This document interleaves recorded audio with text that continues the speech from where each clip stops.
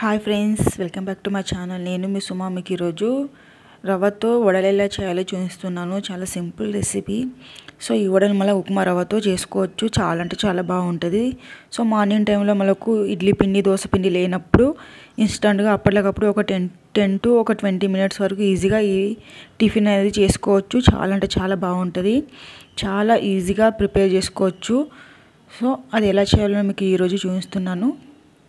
ముందుగా ఒక మిక్సింగ్ బౌల్లో నేను ఇక్కడ 2 కప్పు ఇక్కడ ఉప్మా రవ్వ అనేది తీసుకుంటున్నాను. సో దొడ్డు రవ్వ అయినా ఓకే, సన్నంది ఏదైనా ఓకే. సో దాన్ని నేను ఒకసారి మిక్సీ అనేది పట్టేసుకుంటున్నాను.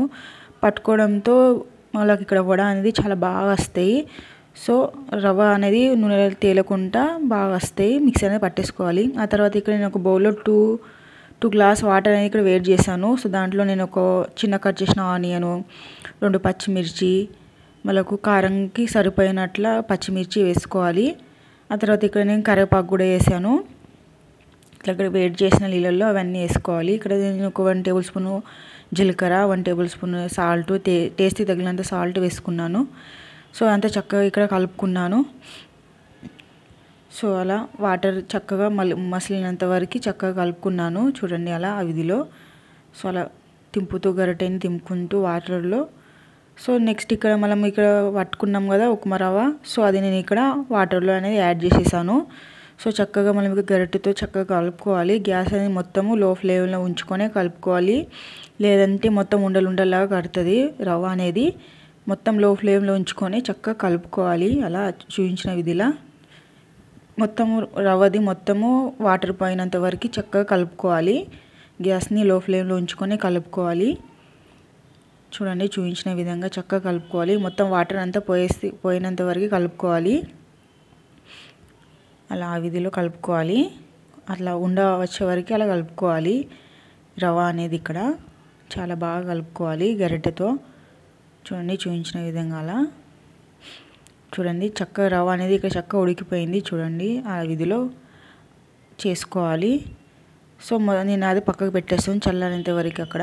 సో ఇక్కడ నేను చట్నీ అనేది ఎలా చేయాలో చూపిస్తున్నాను. టమాటా చట్నీ.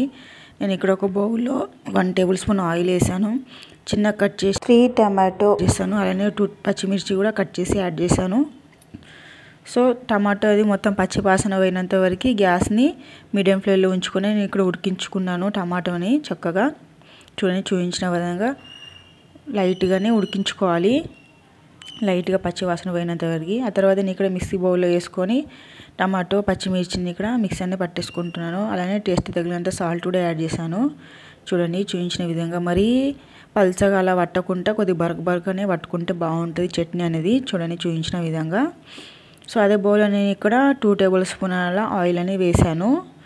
వేసుకొని ఇక్కడ నేను తడక అనేది వేస్తున్నాను. సో ఇక్కడ గుప్పెడంత కరివేపాకు వేసాను. సో 1 టేబుల్ స్పూను జీలకర్ర, అలానే 1 టేబుల్ స్పూను ఆవాలు.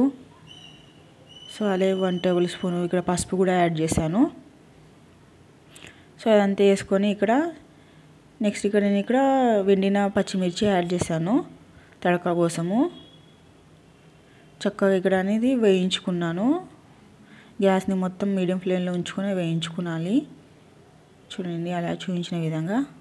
సో ముందుగా పట్టుకున్న మళ్ళీ టమాటా గ్రేవీని దాంట్లో యాడ్ చేశాను. అదే మిక్సింగ్ బౌల్లో కొద్దిగా అంత వాటర్ అనేది యాడ్ చేసుకొని సో ఆ వాటర్ కూడా అలా వేసాను. గ్యాస్ని మీడియం ఫ్లేమ్లో ఉంచుకొని చక్కగా టమాటో అది ఉడికించుకోవాలి చట్నీ అనేది. అలా ఇక్కడ మళ్ళీ వేడి ఇక్కడ చట్నీ అనేది రెడీ అయిపోయింది. చూడండి.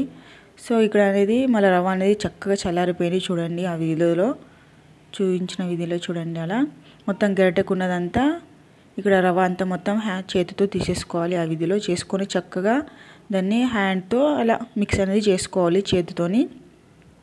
చూడండి ఆ విధిలో చక్కగా రౌండ్గా అలా చేసుకోవాలి. కొద్ది మిక్స్ అనేది చేసుకుంటూ మనం చపాతీ పిండి ఎలా చేసుకుంటామో సో అలా చేసుకోవాలి. సో లైట్గా అలానే 1 టేబుల్ స్పూన్ అట్లా ఆయిల్ వేసుకొని చక్కగా మిక్స్ అనేది చేసుకోవాలి.